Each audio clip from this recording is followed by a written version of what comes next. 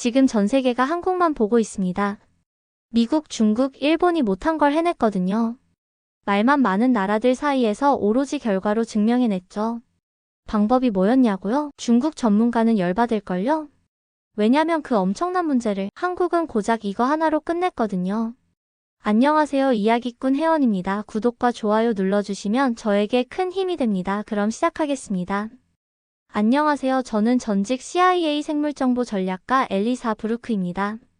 최근 미시시피강 생태계에 관련한 청문회 연설 중 상원의원의 비웃음 섞인 질문이 청문회장에 울려 퍼졌습니다. 41억 달러짜리 재앙을 고양이 한 마리가 해결한다고요? 농담하시는 겁니까? 의원님, 저도 처음엔 그렇게 생각했습니다. 하지만 이건 그냥 고양이가 아닙니다. 한국에 살기라는 야생 맹수입니다. 맹수요? 쥐나 잡는 고양이잖아요. 그들 눈에는 제가 실패한 과학자가 마지막으로 내놓은 희한한 변명으로 보였겠죠. 6개월 전만 해도 저는 영웅이었습니다. 미시시피강 유역을 초토화시킨 남미산 괴물쥐 유트리아를 제거하며 CNN에 소개됐었죠. 유트리아 해결사 엘리사 브루크. 그때 헤드라인이었습니다. 제가 설계한 시스템은 완벽했어요. AI 추적 드론이 유트리아를 찾아내면 초음파 유도 장치가 그들을 특정 지역으로 유도했죠. 환경청장, 국방부 장관까지 참석한 기자회견에서 저는 자신만만하게 선언했어요. 6개월 안에 유트리아 문제를 해결하겠습니다. 그리고 정확히 6개월 후 저는 완전한 실패자가 됐습니다. 유트리아 개체수는 오히려 32% 증가했고 토종 생물들은 줄지어 사라져갔어요. 제가 투입한 41억 달러짜리 드론은 호수 밑바닥에서 녹슬고 있었고 약물 내성을 가진 슈퍼 유트리아가 등장했다는 소문까지 돌았죠. 브루크 박사님, 당신의 커리어는 끝났어요. 환경청장이 던진 마지막 말이었습니다. 그날 밤 제 사무실 TV에서는 일본과 중국 과학자들이 미국의 실패를 조롱하는 인터뷰가 나오고 있었어요. 미국의 기술력으로도 해결 못하는 문제라면 아마 해결책은 없을 겁니다. 일본 도쿄대 생태학 교수의 말이 제 자존심을 후벼팠습니다. 중국 측은 더 노골적이었죠. 4차 산업혁명을 이끈다는 나라가 쥐 한 마리 못 잡나요? 이젠 패권국 자리도 내려놓을 때가 됐나 보군요. 머리를 쥐어짜내도 방법이 떠오르지 않았죠. 이때 전화 한 통이 울렸습니다. 브루크 박사님, 한국국립생태원의 정지윤입니다. 낯선 이름이었죠. 왜 지금 한국에서? 저희가 미시시피 유트리아 문제에 도움을 드릴 수 있을 것 같습니다. 미국이 개발한 기술로도 해결 못한 문제를 한국이 해결한다고요? 죄송하지만 지금은 좀 바쁩니다. 냉소적으로 대답했지만 정지윤 박사는 침착했습니다. 이메일로 자료를 보내드렸습니다. 특히 영상을 봐주세요. 전화가 끊기자마자 메일 알림이 울렸어요. 한국 토종 생물의 외래종 포식 사례. 제목부터 의심스러웠습니다. 호기심에 첨부된 영상을 재생했죠. 영상 속에는 물가를 조용히 맴도는 작은 고양이과 동물이 보였어요. 카메라가 가까이 가자 그 선명한 반전 무늬가 보였죠. 살기였습니다. 그때 물에서 유트리아 한 마리가 올라왔어요. 살근 순간적으로 몸을 낮추더니 단 한 번의 도약으로 유트리아의 목덜미를 정확히 물었습니다. 3초 만에 끝난 사냥이었어요. 그 다음 영상은 더 충격적이었습니다. 가물치란 물고기가 황소개구리 올챙이 무리를 한 입에 삼키는 장면. 꽃매미 알존벌이라는 작은 곤충이 외래 해충의 알을 파괴하는 클로즈업까지 모두 자연스럽고 효율적인 포식 장면이었죠. 새벽 4시까지 저는 정지윤 박사가 보낸 모든 자료를 읽었습니다. 한국의 토종 포식자들, 그들의 생태적 역할, 외래종 통제 메커니즘. 이건 제가 CIA, 하버드에서도 배우지 못한 접근법이었어요. 그동안 우리는 통제에 집착했습니다. 하지만 한국은 균형을 생각했어요. 자연과 공존을 추구했죠. 아침이 밝아올 때 저는 결심했습니다. 환경청장에게 직접 전화를 걸었어요. 한국팀과 협력하고 싶습니다. 브루크, 정신 차려. 너 지금 커리어가 끝날 위기야. 이미 끝났잖아요. 그러니 마지막으로 한 번만 더 기회를 주세요. 한국의 방식이 통할 겁니다. 그렇게 저는 인생에서 가장 위험한 도박을 시작했습니다. 그리고 대담한 생태 실험이 시작됐습니다. 삭 2마리와 가물치 그리고 꽃매미 알존벌 군체가 실려온 비행기가 이제 막 착륙했으니까요. 브루크 박사, 당신 미쳤어요? 한국 고양이로 생태계를 살리겠다고. 그들은 모두 비웃었습니다. 하지만 곧 세계는 경악하게 될 거예요. 한국의 작은 포식자들이 미국의 거대한 문제를 씹어먹는 광경에 말이죠. 브루크 박사, 이 시점에서 한국의 고양이 전략에 의존하는 건 배에서 쥐를 따라 바다로 뛰어드는 것과 같지 않습니까? CNN 기자의 질문에 저는 억지 미소만 지었습니다. 사실 무슨 말을 해야 할지 몰랐으니까요. 저도 여전히 반신반의했습니다. 41억 달러의 첨단 기술이 실패한 자리에서 고작 고양이와 물고기로 승리할 수 있을까요? 그때 검은색 밴이 도착했고 한국팀이 내렸습니다. 정지윤 박사는 예상과 달리 화려한 장비나 거대한 컨테이너 없이 그저 노트북 가방과 작은 서류 가방만 들고 있었어요. 뒤이어 일본팀이 대형 트럭과 함께 등장했고 중국팀은 두꺼운 연구 바인더를 든 20명의 연구원들과 함께 왔습니다. 첫 번째 회의는 미시시피강 전망대에서 열렸습니다. 저는 현장 상황을 설명했어요. 현재 뉴트리아 약 1만 2천 마리가 이 구역에 서식하고 있습니다. 7개월간 우리는 AI 드론 유전자 억제 약물 초음파 유도 시스템을 총동원했지만 실패했죠. 이 자리에 모인 여러분들의 새로운 관점이 필요합니다. 우리의 제안은 삭 가물치 그리고 꽃매미 알존벌입니다. 회의실이 순간 얼어붙었습니다. 일본 연구원들이 먼저 키득거리기 시작했고 중국팀도 서로 눈짓하며 비웃었죠. 고양이로 생태계를 고친다고요? 그것도 이런 대규모 침입종을? 타나카 교수가 거의 조롱하듯 물었습니다. 중국의 왕 교수는 더 노골적이었어요. 귀여운 아이디어지만 이건 과학이 아닙니다. 미시시피강 크기의 생태계에 고양이 몇 마리를 풀어놓는다고요? 모든 시선이 정지윤 박사에게 향했습니다. 그녀가 당황하거나 화를 낼 거라 예상했는데 놀랍게도 그녀는 미소만 지었어요. 그리고 태블릿에 저장된 영상 하나를 조용히 틀었습니다. 화면에 나타난 건 밤 시간 열화상 카메라로 찍은 영상이었어요. 삭 한 마리가 물가를 따라 은밀히 움직이다가 물에서 나오는 뉴트리아를 발견하고 순식간에 공격해 목덜미를 물어버리는 장면이었습니다. 살금 물을 좋아하진 않지만 물가를 따라 움직입니다. 뉴트리아는 물에선 빠르지만 육지에선 느리죠. 그 짧은 다리로 도망 못 갑니다. 정지윤 박사의 차분한 설명이 이어졌어요. 그리고 그녀가 한 말은 지금도 제 귓가에 생생합니다. 그냥 한 입이에요. 느리고 맛있죠. 삭 입장에선 뉴트리아가 아니라 도시락입니다. 한순간 회의실이 웃음바다가 됐습니다. 하지만 저는 웃지 않았어요. 그 영상에서 무언가 심오한 것을 보았거든요. 인간의 복잡한 개입 없이 자연스러운 포식이 일어난 장면, 우리가 한 번도 시도하지 않은 접근법이었죠. 정지윤 박사는 다음으로 가물치 영상을 보여줬습니다. 굵직한 민물고기가 황소개구리 올챙이를 통째로 삼키는 모습이었어요. 가물치 한 마리는 하루에 황소개구리 올챙이를 평균 한 마리를 먹습니다. 메기까지 합치면 숫자는 더 늘어나요. 제 접근법은 항상 통제였어요. 생태계를 장악하고 외래종을 제거하고 모든 걸 관리하는 방식이었죠. 하지만 한국팀은 달랐습니다. 그들은 자연의 방식을 택했어요. 인간의 개입을 최소화하고 생태계 스스로의 균형 능력을 믿는 전략이었습니다. 저녁이 되자 저는 참을 수 없는 호기심에 정지윤 박사에게 전화를 걸었습니다. 왜 그렇게 확신하시나요? 이 방법이 정말 통할 거라고요? 정지윤 박사의 대답은 의외로 솔직했습니다. 브루크 씨, 한국도 처음부터 이런 접근법을 택한 건 아니에요. 우리도 처음에는 황소개구리 뉴트리아 꽃매미와 싸울 때 여러분처럼 약물 포획 제거 방식을 썼습니다. 그리고 실패했죠. 그럼 어떻게 바꾸셨나요? 우리는 통제를 포기한 거죠. 대신 자연이 스스로 균형을 찾도록 도왔습니다. 토종 포식자들이 돌아오게 했어요. 뉴트리아가 제거할 적이 아니라 누군가의 식사가 되면 어떨까요? 외부자가 아니라 생태계의 일부가 된다며? 정지윤 박사의 질문이 제 마음을 흔들었습니다. 그녀의 철학은 죽임이 아닌 살림이었어요. 포식이 곧 생태계의 균형이라는 거죠. 그날 밤 저는 처음으로 깊이 성찰했습니다. 우리의 접근법이 근본적으로 잘못된 것은 아니었을까? 왜 우리는 항상 통제와 제거만 생각했을까? 자연을 적으로 만드는 대신 자연의 법칙을 따르는 방법은 없었을까? 다음날 아침 저는 환경청장에게 대담한 제안서를 제출했습니다. 한국팀 생태보건 전략 시범 적용 허가 요청. 제 커리어에서 가장 위험한 도박이었지만 동시에 가장 진실된 선택이기도 했습니다. 수십 년간 미국의 과학은 자연을 지배하려 했어요. 이제는 한국의 지혜를 빌려 자연과 협력할 시간이었습니다. 통제에서 공존으로, 제거에서 균형으로, 기술에서 자연으로의 전환점이었죠. 타나카 교수와 왕 교수가 비웃었던 그 도시락이라는 단어가 제 머릿속에서 맴돌았습니다. 나쁜 침입종이라 낙인 찍고 싸우는 대신 그냥 누군가의 점심으로 바라보는 관점. 그 단순함 속에 담긴 지혜가 너무나 강력하게 다가왔어요. 브루크 박사님, 당신은 미쳤습니다.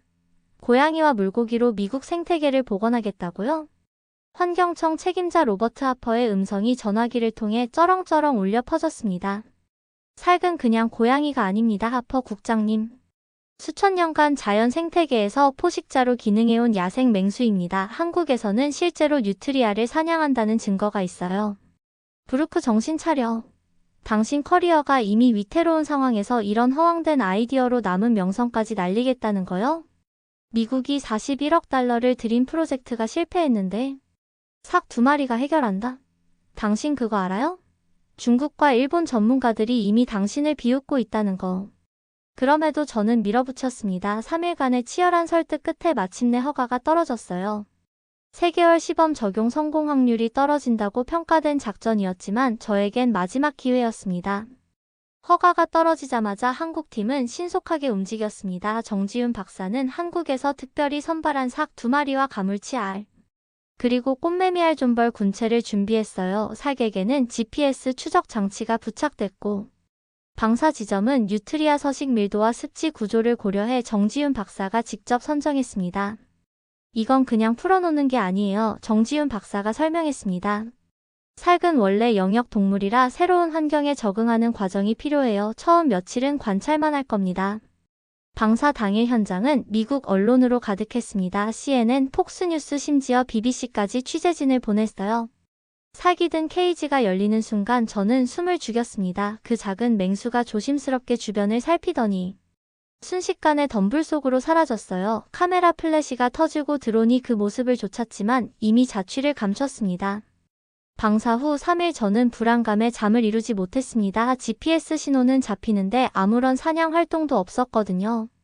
그러다 새벽 2시 긴급 알림이 울렸습니다. 브루크 박사님, 들어오세요. 삭어가 움직이고 있습니다.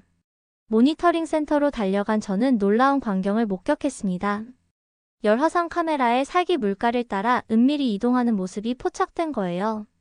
마치 유령처럼 조용히 움직이더니 갑자기 멈춰 섰습니다. 물속에서 뉴트리아 한 마리가 나오고 있었어요. 그 순간은 제 인생에서 가장 긴장된 순간 중 하나였습니다. 센터의 모든 직원들이 숨을 죽인 채 화면을 응시했어요.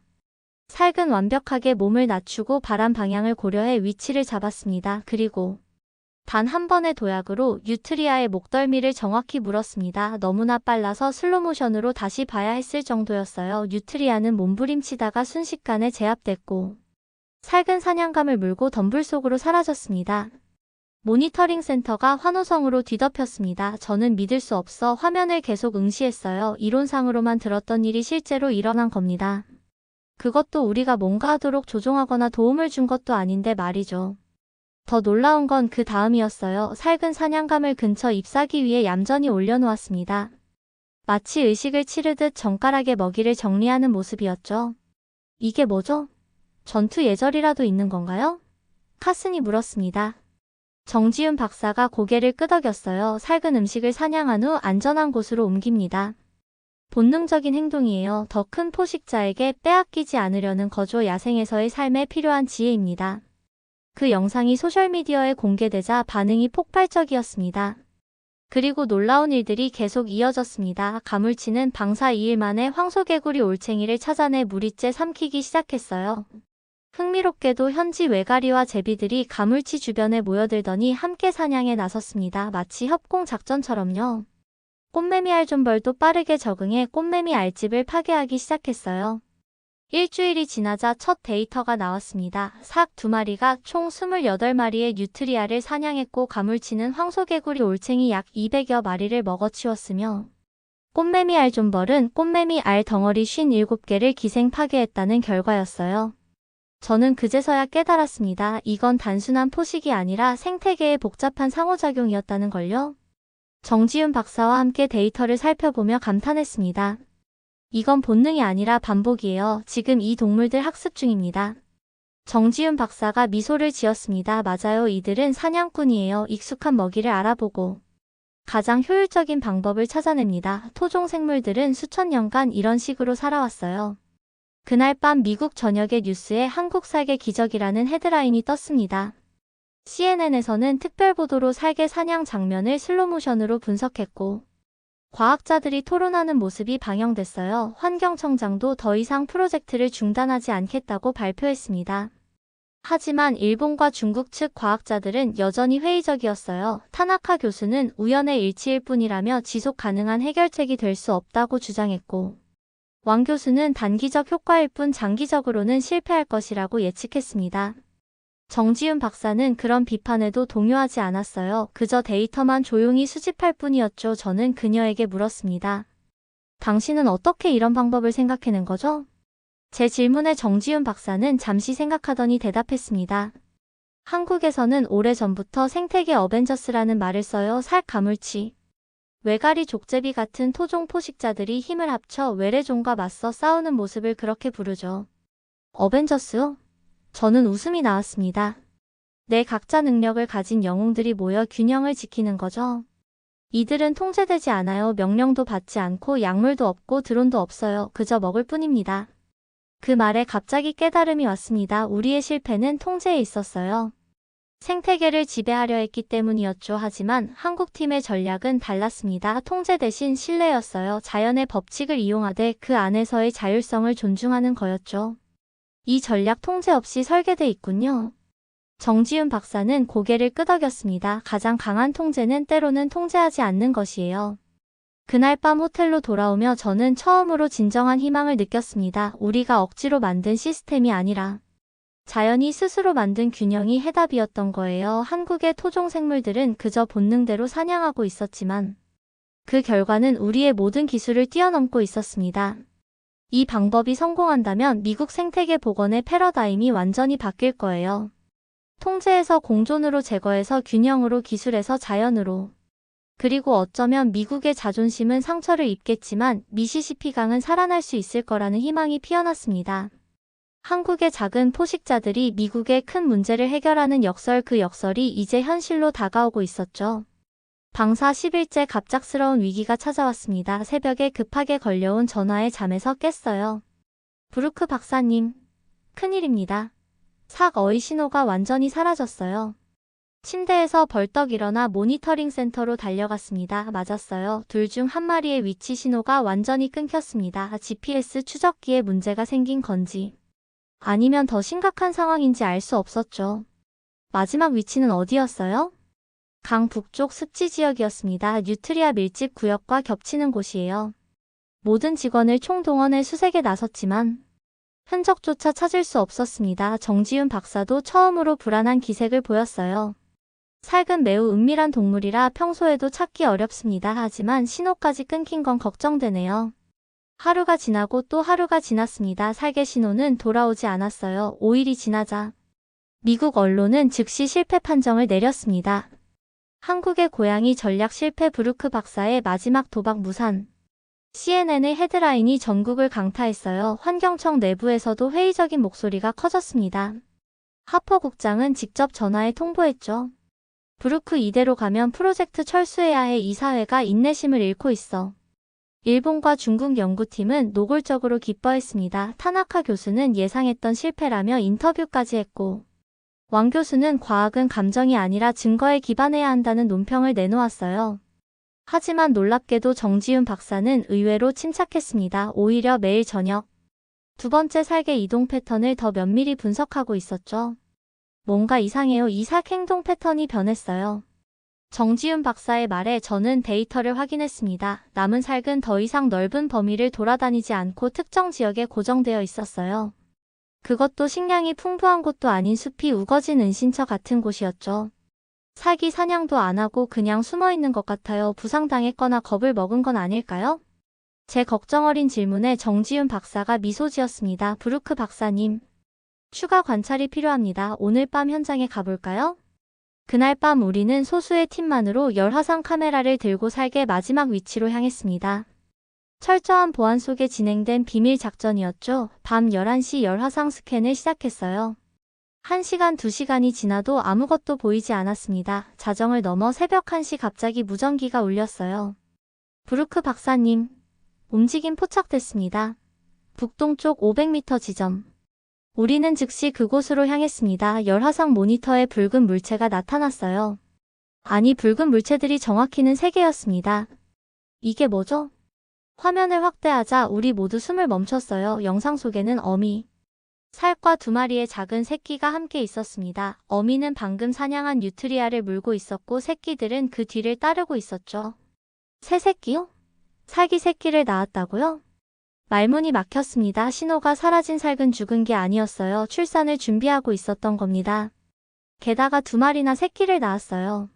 정지윤 박사의 눈에 감동의 빛이 어렸습니다. 생태계 회복의 첫 징후는 항상 새끼입니다. 저는 무표정하게 영상을 반복 재생했습니다. 그런데 갑자기 뜨거운 것이 제 뺨을 타고 흘러내렸어요. 제가 울고 있었습니다. 왜였을까요? 그건 아마 새로운 생명에 대한 경외감이었겠죠. 41억 달러짜리 첨단 시스템으로도 만들어내지 못한 기적을 한국의 작은 살기 만들어낸 거예요. 죽은 게 아니었어. 살근 다음 세대를 준비 중이었어. 정지윤 박사는 조용히 제 어깨를 토닥였습니다. 자연은 항상 우리가 생각한 것보다 한 발 앞서 있어요. 새벽녘 우리는 조심스럽게 삭 가족을 관찰했습니다. 어미는 새끼들에게 사냥한 뉴트리아를 나눠주고 있었어요. 때로는 직접 먹이를 찢어주기도 하고, 때로는 새끼들이 스스로 물어뜯게 하는 모습이었죠. 훈련이었습니다. 다음 세대의 사냥꾼을 키우는 교육이었어요. 저것 보세요. 정지윤 박사가 감동에 젖은 목소리로 말했습니다. 새끼들도 벌써 목덜미를 노리고 있어요. 어미로부터 정확한 타격점을 배우고 있는 거죠. 우리가 41억 달러를 들여 만든 AI 드론으로도 구현하지 못한 학습 알고리즘이 자연 속에서 완벽하게 작동하고 있었습니다. 어미에서 새끼로 세대에서 세대로 이어지는 생명의 지혜였어요. 다음날 아침 저는 환경청 이사회에 특별 보고서를 제출했습니다. 제목은 간단했어요. 토종 포식자 번식 성공 생태계 회복의 신호. 로버트 하퍼는 처음으로 진지한 표정을 지었습니다. 번식이요? 정말입니까? 네, 살기 새끼를 낳았습니다. 이건 단순한 제거 작전이 아니라 생태계 재건 프로젝트로 봐야 합니다. 회의실의 분위기가 달라졌어요. 모두가 열화상 영상을 보며 무언가를 느꼈죠. 한 과학자가 물었습니다. 브루크 박사님, 이게 정말 성공할까요? 저는 정직하게 대답했어요. 모르겠습니다. 하지만 이건 확실합니다. 우리가 수십억 달러 들인 첨단 시스템은 한 마리도 번식시키지 못했어요. 그런데 한국의 토종 포식자는 한 달 만에 새 생명을 탄생시켰습니다. 환경청은 결국 프로젝트 연장을 승인했어요. 그런데 이번에는 미국식 조건이 붙었습니다. 미국의 기술력을 함께 활용하라는 거였죠. 그들은 여전히 통제를 포기하지 못했던 겁니다. 그날 저녁 정지윤 박사에게 물었습니다. 정 박사님, 어떻게 알았죠? 살기 죽은 게 아니라 출산한다는 걸요? 그녀는 조용히 웃었습니다. 저도 몰랐어요. 다만 그 패턴이 익숙했죠. 한국에서도 살근 출산 전에 은신처에 머물고 행동 반경을 줄입니다. 그리고 보통 암컷이 임신했다는 건 수컷이 건강하다는 증거이기도 하죠. 그럼 방사한 2마리가 네, 암수 한 쌍이었어요. 아마 방사 직후 짝짓기에 성공한 것 같습니다. 저는 깊이 생각에 잠겼습니다. 우리가 놓친 중요한 부분이 있었어요. 생태계 회복에서 가장 중요한 건 제거가 아니라 생명의 순환이었습니다. 외래종을 죽이는 것보다 중요한 건 토종 생물의 지속 가능한 생존이었던 거죠. 한 가지 묻고 싶은 게 있어요. 왜 한국은 이런 접근법을 개발했죠? 다른 나라들처럼 약물이나 포획 제거 방식으로만 가지 않고요. 정지윤 박사는 깊이 생각하더니 대답했습니다. 한국은 오랫동안 강대국 사이에서 살아남아야 했어요. 중국, 일본, 러시아 우리는 힘으로 이길 수 없었죠. 대신 지혜롭게 적응하는 법을 배웠어요. 자연에서도 마찬가지예요. 우리는 자연과 싸우는 대신 자연의 법칙을 이용하는 법을 배운 거죠. 그 말이 제 가슴을 울렸습니다. 미국은 항상 더 큰 힘으로 문제를 해결하려 했습니다. 더 강한 무기, 더 큰 폭탄, 더 많은 돈. 하지만 한국은 달랐어요. 작지만 지혜롭게 유연하게 적응하는 전략이었죠. 마치 삭 같군요. 제가 말했습니다. 정지윤 박사가 미소 지었어요. 맞아요. 살은 크지 않지만 지혜롭죠. 자신의 약점을 알고 강점을 발휘합니다. 그게 생존의 비결이에요. 환경청의 요구대로 미국 기술팀이 투입됐습니다. 드론으로 살 가족의 이동을 감시하고 뉴트리아를 특정 구역으로 유인하기 위한 초음파 장치도 설치됐어요. 심지어 살 새끼들의 영양 보충을 위한 강화 사료 투입까지 계획되어 있었죠. 저는 내심 불편했지만 정지윤 박사의 반응이 더 놀라웠습니다. 그녀의 얼굴에 실망감이 역력했어요. 무슨 문제가 있나요? 제 질문에 정지윤 박사는 한동안 대답하지 않았습니다. 그러다 모니터링 화면을 가리키며 말했어요. 저것 보세요. 화면에는 드론 소리에 놀란 살기 새끼들을 데리고 도망치는 모습이 보였습니다. 초음파 장치 근처에서는 뉴트리아들이 혼란스럽게 움직이고 있었어요. 가물치도 원래 서식하던 구역을 벗어나 다른 곳으로 이동하고 있었죠. 생태계는 균형을 찾는 과정에 있었어요. 그런데 우리가 또 개입했죠. 정지윤 박사의 말이 가슴에 와닿았습니다. 데이터를 확인해보니 정말 그랬어요. 기술 투입 전에는 삭 가족이 하루 평균 23마리의 뉴트리아를 사냥했는데 이제는 5마리로 급감했습니다. 가물치의 황소개구리 올챙이 포식률도 떨어졌고요. 환경청을 설득할 수 있을까요? 정지윤 박사는 단호했어요. 이제 빠져야 합니다. 기술은 여기까지, 지금부턴 얘네 싸움이에요. 설득은 쉽지 않았습니다. 특히 하퍼 청장은 강경했어요. 41억 달러짜리 장비를 그냥 철수하라고요? 미쳤습니까? 국장님, 데이터가 말해주고 있습니다. 우리가 개입할수록 생태계는 더 혼란스러워져요. 생태계가 스스로 균형을 찾도록 놔둬야 합니다. 치열한 논쟁 끝에 마침내 3일간의 비개입 테스트가 허가됐어요. 모든 드론과 초음파 장치 인공 사료 투입이 중단됐습니다. 그리고 기적이 일어났습니다. 첫째 날 살 가족은 원래 서식지로 돌아왔어요. 둘째 날 가물치는 황소개구리 알이 밀집한 지역을 찾아내 무리째 삼켰습니다. 셋째 날에는 꽃매미 알 존벌의 산란 성공률이 급증했어요. 모니터링 센터에서 놀라운 데이터를 확인하며 저는 감탄했습니다. 와, 사람이 빠졌더니 자연이 시작됐네. 정지윤 박사는 미소 지었어요. 포식자들에게 가장 중요한 건 방해받지 않는 환경입니다. 그들은 자기 방식대로 자기 속도로 움직여야 해요. 임시 철수 3일 후 환경청 특별회의가 소집됐습니다. 이제 최종 결정을 내려야 했어요. 계속 개입할 것인가 아니면 정말로 빠질 것인가. 회의실은 팽팽한 긴장감으로 가득 찼습니다. 기술팀은 최소한의 지원을 주장했고 정치적 압력도 있었어요. 브루크 박사, 당신의 최종 권고는 무엇입니까? 모든 눈이 저를 향했습니다. 제 커리어가 걸린 순간이었어요. 안전한 선택은 부분적 개입이었죠. 그러나 저는 제 인생에서 가장 용기 있는 결정을 내렸습니다. 완전 철수를 권고합니다. 한국처럼 자연에게 맡깁시다. 회의실이 술렁였어요. 하퍼 청장의 얼굴이 붉어졌습니다. 이건 무책임한 겁니다. 아닙니다. 제 목소리가 단호했어요. 오히려 가장 책임 있는 결정입니다. 우리의 개입이 문제였어요. 생태계는 우리보다 오래전부터 균형을 찾아왔습니다. 이제 그 균형을 믿을 때가 됐어요. 치열한 논쟁 끝에 마침내 결정이 내려졌습니다. 6개월간의 최소 개입 전략 시범 적용, 드론과 초음파 장치는 철수하되 모니터링만 유지하는 방식이었어요. 그날 저녁 저는 처음으로 마음의 평화를 느꼈습니다. 정지윤 박사와 강변을 걸으며 이야기했어요. 정 박사님, 어떻게 이런 용기를 갖게 됐나요? 이렇게 새로운 방식을 제안하고 끝까지 밀어붙이는 거요. 정지윤 박사는 잠시 생각하더니 대답했어요. 한국에서는 물러나야 이기는 싸움이라는 말이 있어요. 때로는 가장 강한 행동이 비행동입니다. 가장 큰 개입이 비개입이죠. 그녀의 말은 제 인생관을 뒤흔들었어요. CIA 시절부터 저는 항상 통제와 개입을 강조해왔습니다. 문제가 생기면 더 강하게 밀어붙이는 게 답이라고 믿었죠. 그런데 이제는 달랐어요. 자연을 신뢰하는 건 무책임한 게 아니군요. 오히려 가장 큰 책임감이었네요. 정지윤 박사가 고개를 끄덕였습니다. 자연은 우리가 생각하는 것보다 훨씬 현명해요. 우리가 할 일은 그저 길을 열어주는 것뿐이죠. 미국의 기술이 아닌, 한국의 철학, 통제가 아닌, 신뢰 개입이 아닌 관찰, 이 모든 것들이 저를 변화시키고 있었어요. 정 박사님, 한국에는 이런 말이 있나요? 내려놓으면 보인다. 정지윤 박사가 웃음을 터뜨렸어요. 그런 말은 없지만 정신은 비슷하네요. 브루크 박사님, 당신도 이제 포식자의 조건을 이해하기 시작한 것 같아요.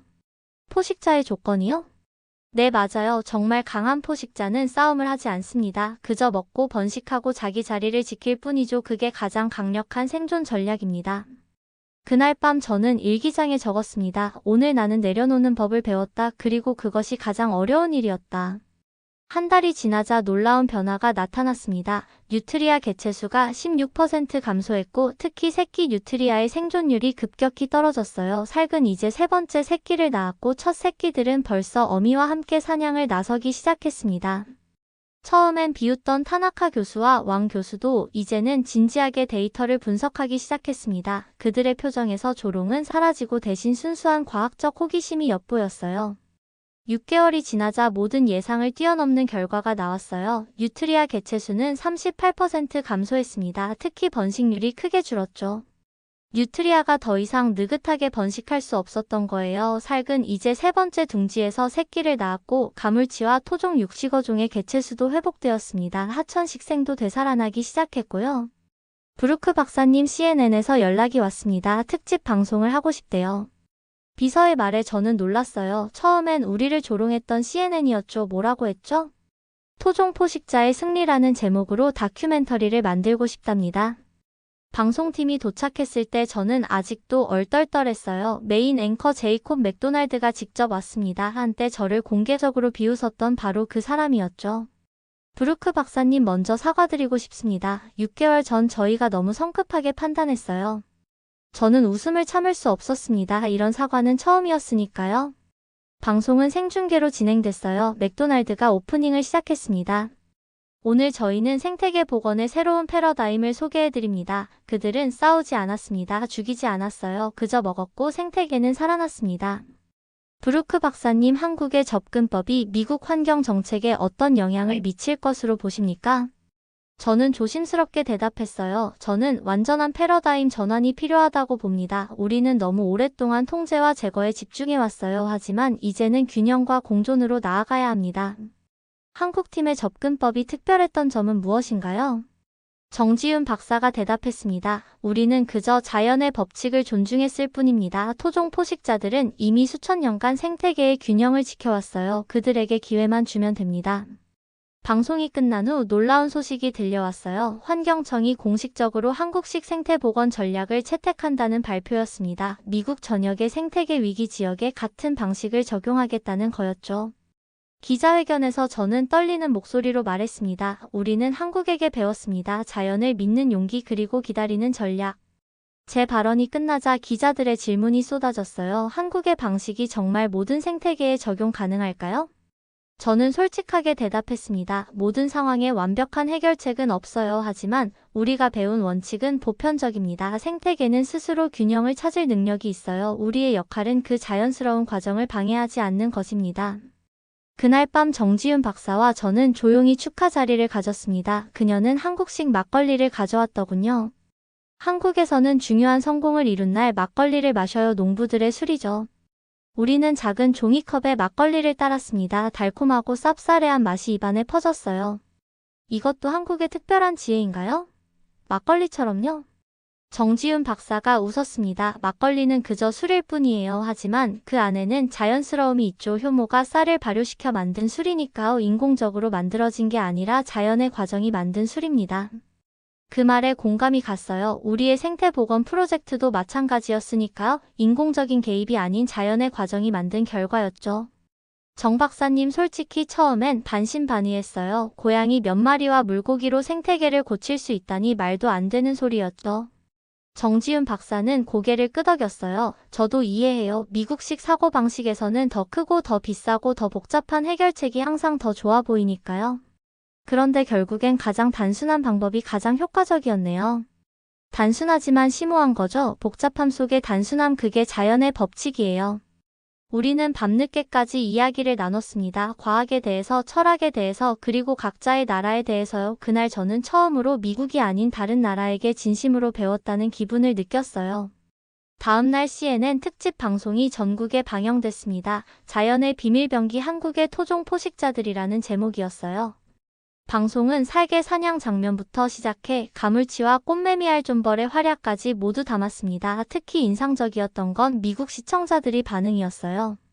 왜 우리는 이렇게 단순한 해결책을 생각하지 못했죠? 한국의 지혜에 감사합니다. 미국이 배워야 할 교훈이네요. 국제적인 반응도 폭발적이었습니다. 영국, 프랑스, 독일 등 유럽 국가들도 관심을 보였고 브라질, 아르헨티나 같은 남미 국가들도 자국의 외래종 문제에 한국식 접근법을 도입하고 싶다는 의사를 표했어요.